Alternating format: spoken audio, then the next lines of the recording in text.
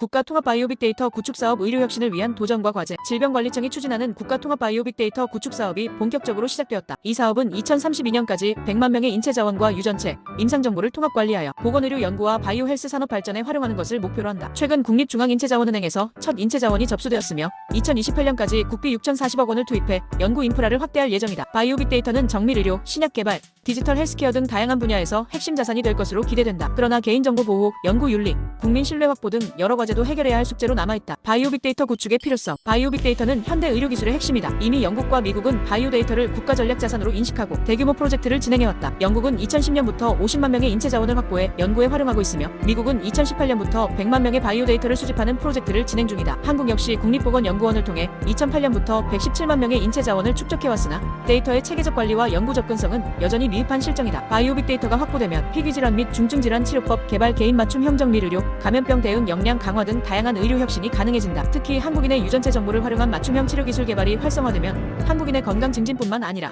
글로벌 의료 시장에서 경쟁력을 높이는 데 기여할 수 있다. 개인정보 보호와 연구 윤리 문제. 바이오빅데이터 구축 사업의 핵심은 데이터 보호와 연구 윤리 준수다. 수집된 인체 자원과 유전체 정보는 연구 목적에 사용이 제한되어야 하며 연구자들에게 제공하는 기준과 절차가 투명하고 공정하게 운영되어야 한다. 특히 희귀질환자 및 중증질환자의 인체 자원이 주요 데이터로 활용될 예정인 만큼 연구 성과가 해당 질환자들에게 실질적 혜택으로 돌아가도록 제도적 장치 마련이 필요하다. 또한 연구 참여자가 자신의 데이터가 어떻게 활용되는지 알 권리를 보장해야 한다. 단순한 동의서 서명이 아니라 데이터 활용 목적, 보관기간, 개인정보 보호 조치 등에 대한 상세한 설명과 동의 절차가 필요하다. 연구윤리심의위원회를 통한 철저한 심사와 함께 데이터 오남용 방지를 위한 감시 시스템 구축도 필수적이다. 국민 신뢰와 참여 확대의 중요성. 현재 전국 38개 병원에서 연구 참여자를 모집 중이며 약 700여 명이 동의서를 제출했다. 하지만 100만 명의 데이터를 확보하려면 국민의 적극적인 참여가 필수적이다. 이를 위해 바이오빅데이터가 국민에게 어떤 혜택을 주는지 명확하게 설명하는 홍보 전략, 데이터 보호 조치와 연구 목적을 국민이 신뢰할 수 있도록 투명한 운영 시스템 구축, 정부 주도의 공공 연구 중심 운영을 통해 민간 기업의 상업적 남용 방지 등이 필요하다. 특히 바이오빅데이터가 의료 민영화나 특정 기업의 이익을 위한 도구가 아니라 공공의료 발전을 위한 자원이라는 점을 국민이 신뢰할 수 있도록 해야 한다. 공공의료와 민간 연구 간 균형 유지. 바이오빅데이터 사업이 성공하기 위해서는